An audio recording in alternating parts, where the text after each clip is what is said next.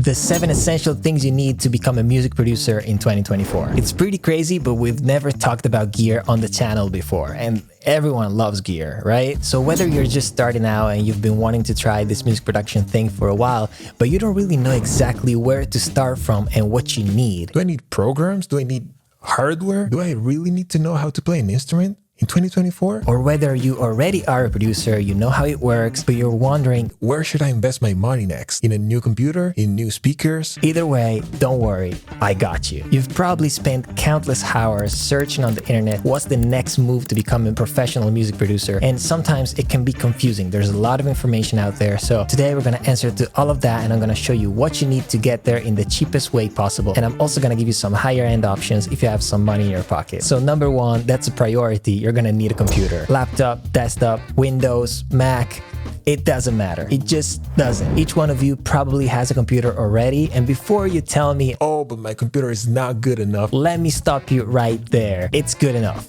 to start. Just stop postponing to tomorrow because you think that your computer is not good enough. Just start. Up until 5 years ago, I was producing songs that were going on the radio in the US, that were charting top 10 globally, and I was doing that on a MacBook that was from 2012 and that had probably 8 gigs of RAM. Actually, I still have it here. Let me show you. This is the one I got in like 2013 when I started producing music.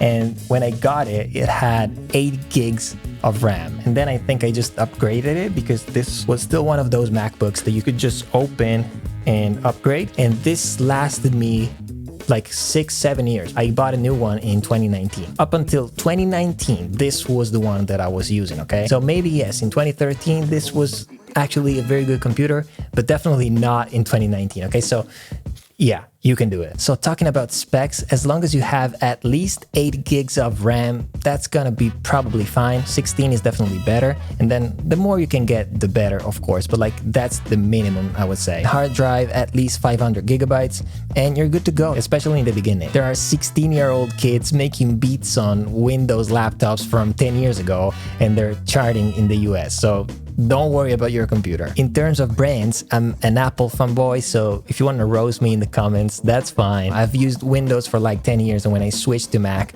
it was like a game changer, and I'm never gonna go back. Talking about Apple computers, MacBooks are probably the best computer that you can get if you want a laptop. This is my MacBook Pro, 15-inch. This is from 2019, so it's not an M1 MacBook. This is still Intel. From the M1, the performance jump was like insane. So today you can get a MacBook for around like $1,600 up to like over $5,000 probably if you just max it up. But if you want a cheaper alternative that is killing it right now, I think the new MacBook Air are just really, really good. They are cheaper. They start at around $1,000. They're not as powerful as the MacBooks, but you know, let's be real. For most people, these are gonna be more than enough for at least a few years until you get to a level where you really need something more powerful. For desktop computers instead, the Mac Mini is just a great option. You can get one, I think, for like $600. You can of course like upgrade it, and it's probably gonna cost you like up to $2,500, something like that. But I've used one in the past and they're really, really good. Definitely not entry level, but maybe you got some money in your pocket, and if you want to spend it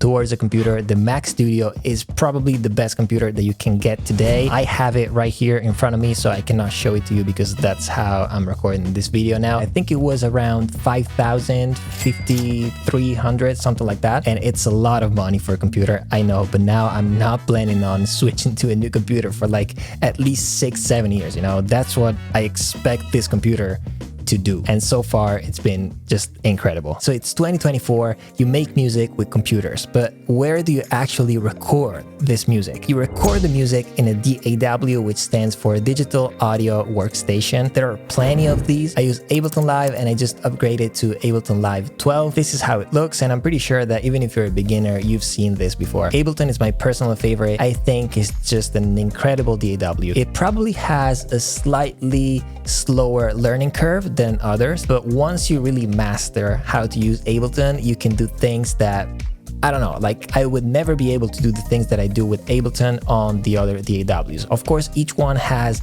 its pros and its cons, but like Ableton is just the perfect one for me. I can do anything I want to do. And to me, it really has no major flaws. And in terms of price, it goes from $79 to $599. I obviously have like the most advanced one, but you can get a trial for free, try it out for a little bit, and then if you like it, you can think about buying one of these three options. The second DAW I want to talk about is Logic Pro. And even if I'm an Apple fanboy, I'm not really a fan of Logic Pro. I've used it before. I've done, I think, a few songs on Logic. I just wanted to try. It's just great, but I'm slow on Logic, and I think I could become fast, but it just takes me too long to do the things that I do in Ableton. Same as Ableton, no real flaws, but this one actually has a real advantage. I gotta admit this, the price. You can get this for $199. I'm in Italy right now, so you can see this is the price for Europe, but yeah, it's $199 and it's definitely cheaper than Ableton. Other great options are FL Studio, and believe it or not, I've never opened FL Studio in my life. Like I've seen it countless times, but I've never had it on my computer. I've never really opened a session on it. I could never understand what's happening. Anyway, FL Studio is great. It's just not for me. I know crazy good producers that produce on FL Studio. Marion, Porter Robinson, they use FL Studio. They do incredible stuff with it. So it's definitely a great one.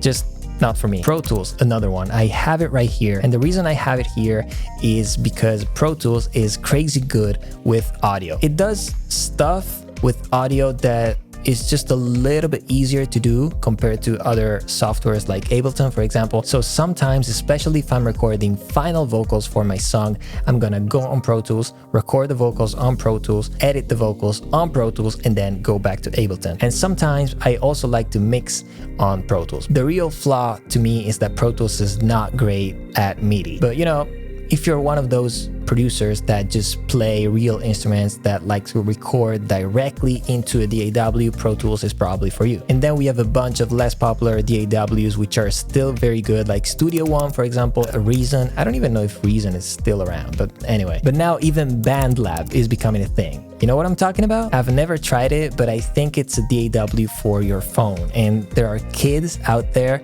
making incredible stuff on a DAW on their phone, BandLab. Check it out. So in terms of what's easier to learn, I would say probably Logic, maybe FL Studio. I think it also depends on the genre that you're trying to make. Like for trap and hip hop, FL Studio seems to be like a really good match. But just don't listen to all that bullshit about DAWs sounding better than others. I mean, even if it's true, even if a DAW sounds better than another one, I would still say you have to pick the one that you're most comfortable with. You have to be comfortable when you're making music. You have to be fast. So just try them out and pick the one that you like the best. That's it. Okay, so you have a computer, you have a DAW, but now it's time to listen to the music that you're making. And that's why the next thing you need are headphones. Maybe you don't have the money to buy new speakers right now. Well, the best thing that you can do is buy some headphones. Because yes, if you have a laptop computer, you can always listen to the music from, you know, the speakers of your laptop, but you know, it's not the best idea. Headphones are gonna allow you to work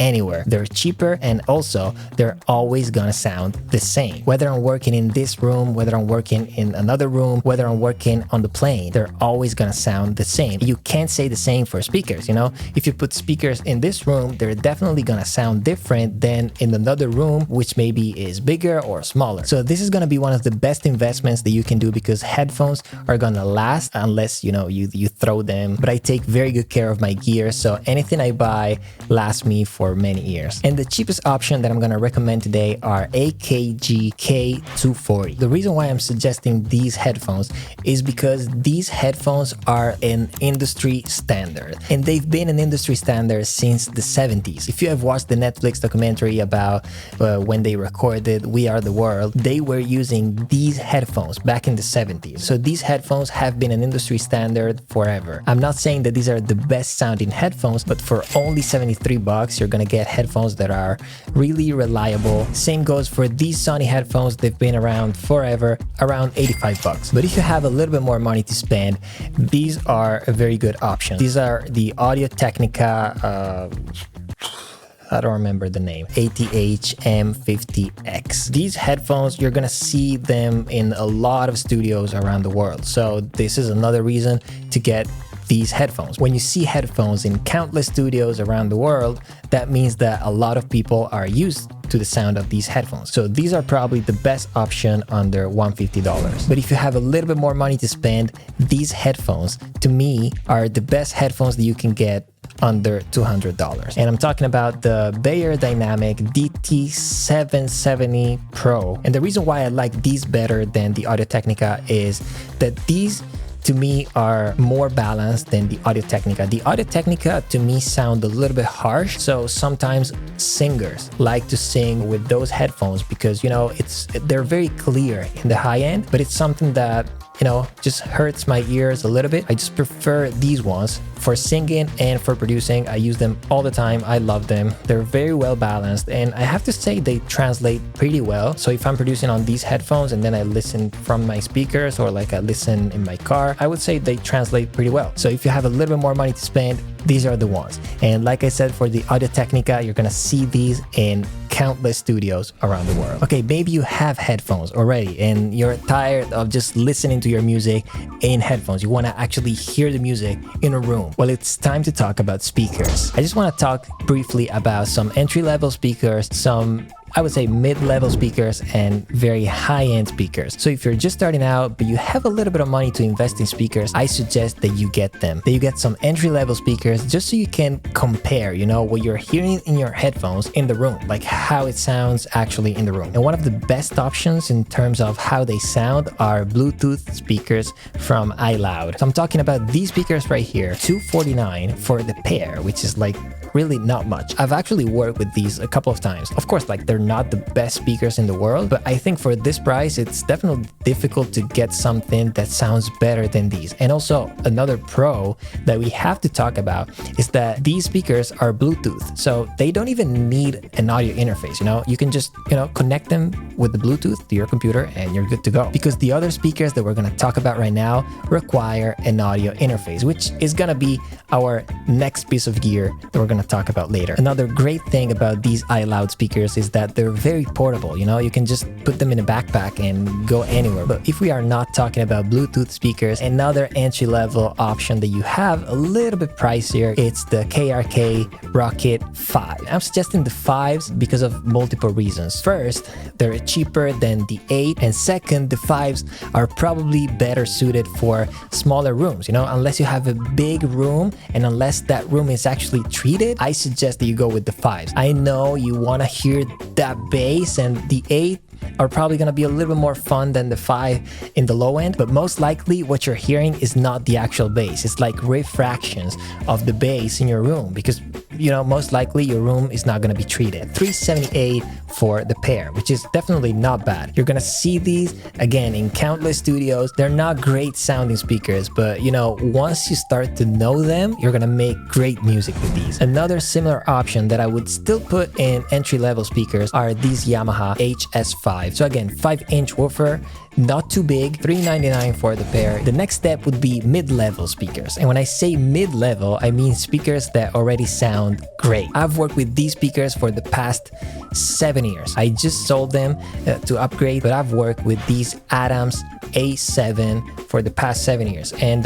for $1,600, it's really difficult to get something better than these speakers, I think. At least in my opinion, they sound like really good for the price. They translate pretty well in any system, so what you're hearing from the speakers, usually you're gonna find it again in your car or like in your headphones. These are a little bit bigger though. We're talking about a 7-inch woofer. So again, pay attention to the dimension of your room. Another great option. These are probably my favorite speakers if we're talking about small speakers. The Genelec 8020. I've got these. I don't have them right here because I'm currently in Europe and I've got them in LA. These speakers are great because first of all, you can put them in a backpack, so you can travel with these. I love how they sound. They're a little bit smaller. They're 4-inch, $550 each, so $1,100 for the pair. But of course, they're a little bit smaller. So I was using these as my second pair of speakers to like compare. And you know, some people people like Genelec, some people don't like Genelec. It's all about personal taste. I'm just giving you my personal opinion here, but feel free to let me know in the comments if you have any preference, what you like, what you don't like. In this range of speakers, there are countless of other options, all really good,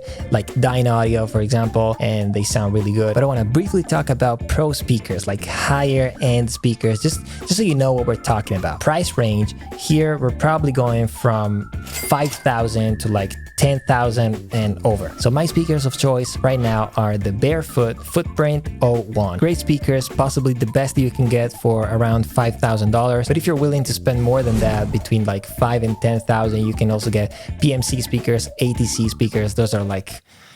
But like we said, if you want these kind of speakers, you're gonna also need an audio interface, because let me explain what's happening for those of you who don't know real quick. The sound from your DAW inside your computer is gonna go into your audio interface, and then the audio interface is gonna send the audio to your speakers. You can't just connect your speakers directly into your laptop or your desktop computer. It's not how this works, okay? So you need an audio interface. Most of you will find a good option, depending on what you're looking for, between $100 and $1,000. So the cheapest option that I'm gonna recommend today is the Focusrite Scarlett Solo. $139, you can probably find it used for even less than $100. This is gonna be more than enough for those of you who just want to connect your computer to your speakers. And on top of that, this is gonna allow you to also record something into your computer. Because I don't know if you've ever thought about this, but how am I recording my voice now? I'm recording my voice through a mic that goes into my audio interface, and then the audio interface sends the signal into my computer. So maybe you want to record some vocals, maybe you want to record a guitar, and this audio interface allows you to do that already. You can only record one instrument at a time. But if you want to record two instruments at the same time, and listen carefully, at the same time, or maybe one instrument that is stereo, for example, some of these keyboards that I have behind me are stereo, okay? So in that case, you want to record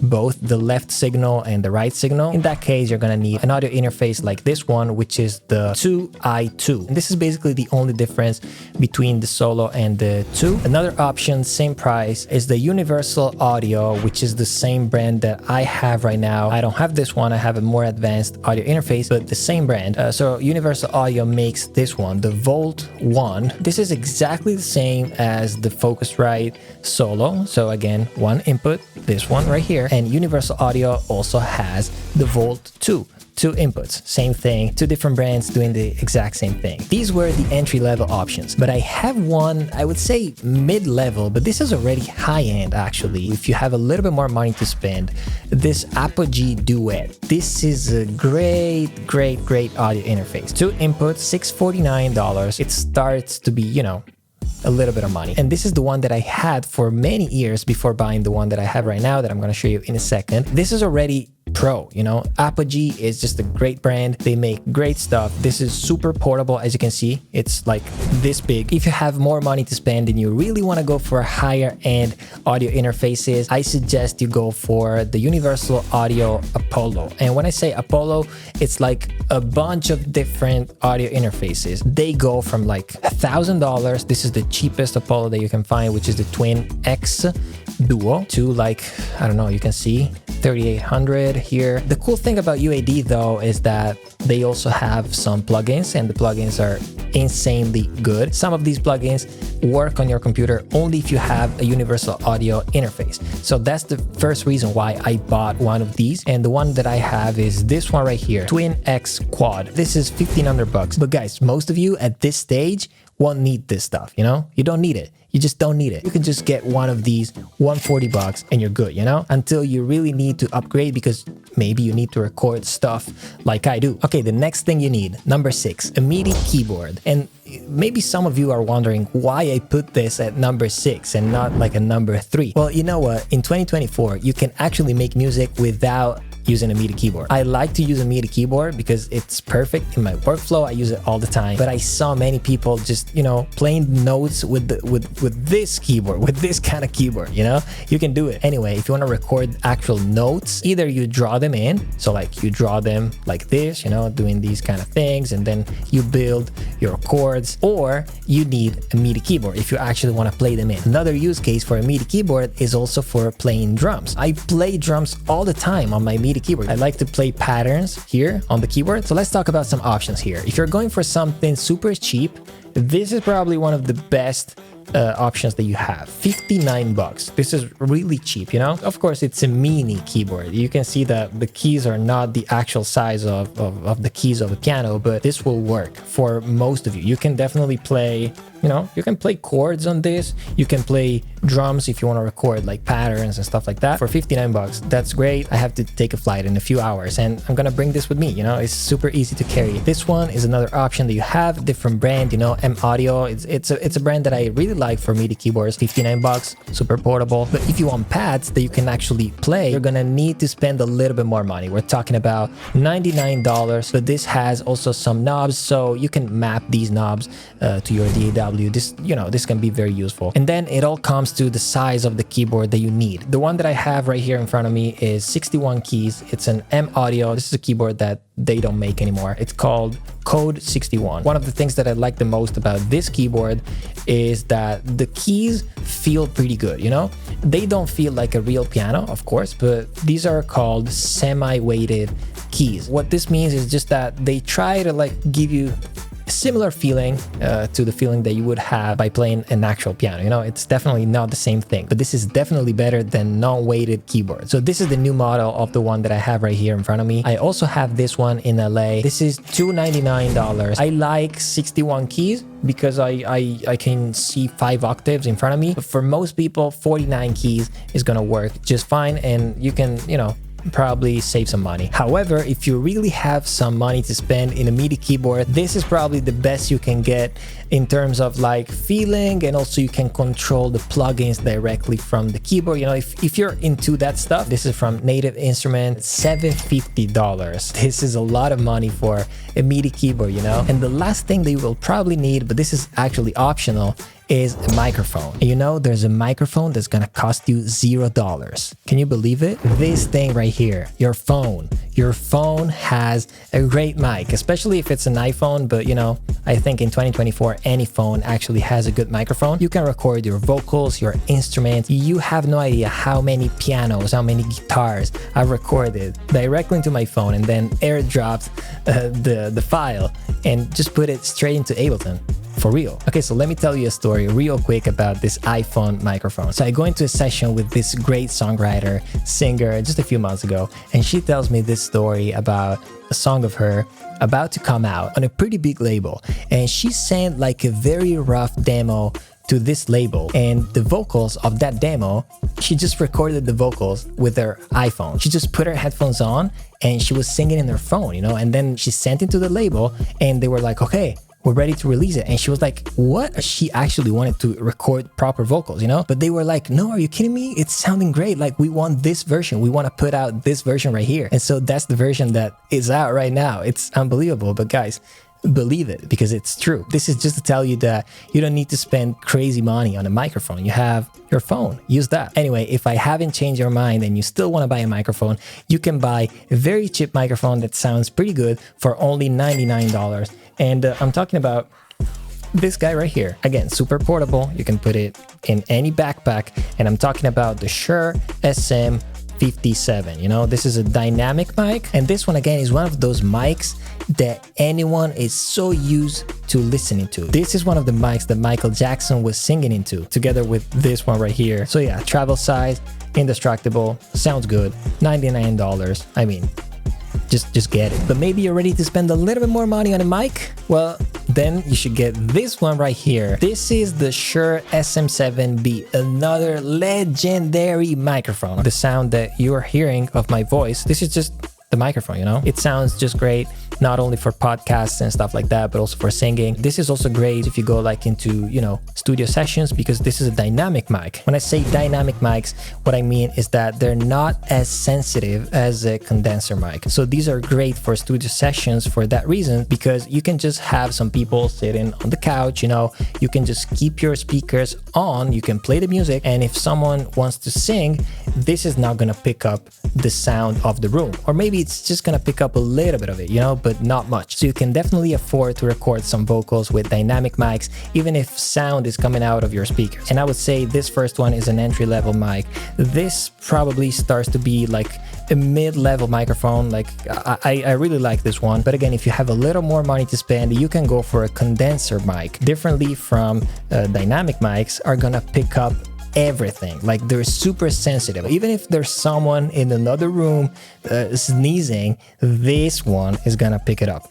This is my condenser microphone of choice. I love how it sounds. This is the AKG 414, another legendary microphone.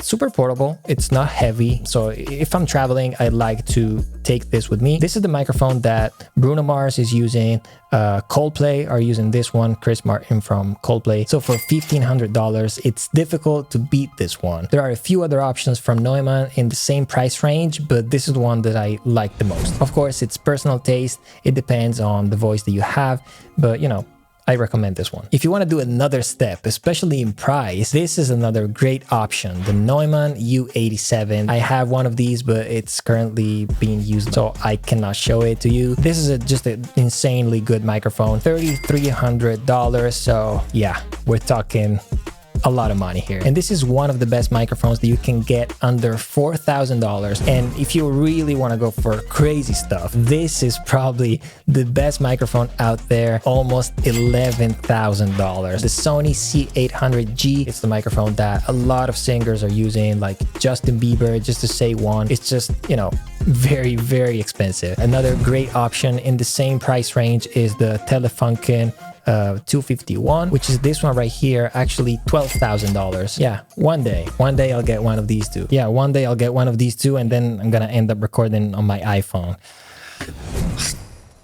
Okay guys, I said it was 7 essential things, but I actually have one more. This is like a bonus for you, and this is patience and persistence, okay?